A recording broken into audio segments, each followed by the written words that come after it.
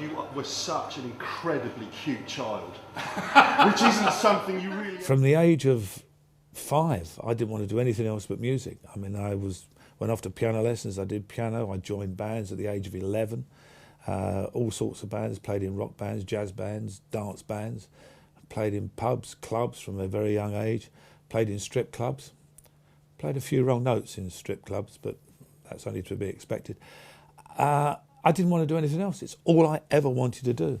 And I suppose when I went to the Royal College, and it was one of the things that I wanted to combine different kinds of music, because back then in the late 60s there was still a very much them and us between the classical world and the rock world. And I just thought they've got so much in common. Why can't they see that they've got so much in common? Why is there this them and us? And it was a conscious effort. I wanted to try and break that barrier down. I wanted the people in the classical world who thought that the rock world was just something to be laughed at, to actually understand how actually clever and musical it was. And I wanted the same for the rock. It was just saying, oh no, the classical, they aren't fuddy-duddies. These guys are quite geniuses in things that they do. And it was fueled very much by, I had a great art in music professor at the Royal College, same name as the actor, Anthony Hopkins. Man was a genius. And he very much wanted people to understand all different genres of music. And I learnt an awful lot from him on that. And I suppose it was one of the things that he said in one lecture once, which was about instruments, that all throughout time, the orchestra has changed and evolved because of new instruments coming along. Just even on a basic thing, the clarinet, which used to be what they called the simple system, a chap called Boehm came in and developed the Boehm system, which made more notes possible and easier playing. The same with the flutes, the Boehm system, same with the oboe.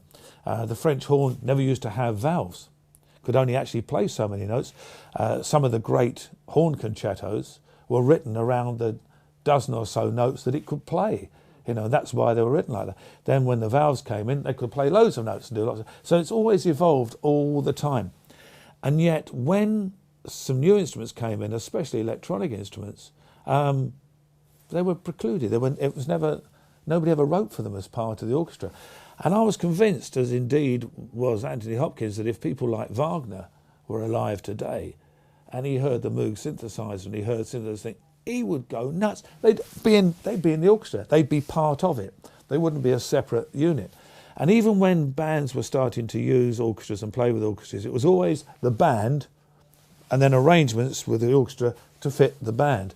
What I always tried to do from word go, from both Journey, King Arthur, 1984, is to say the band is part of the orchestra.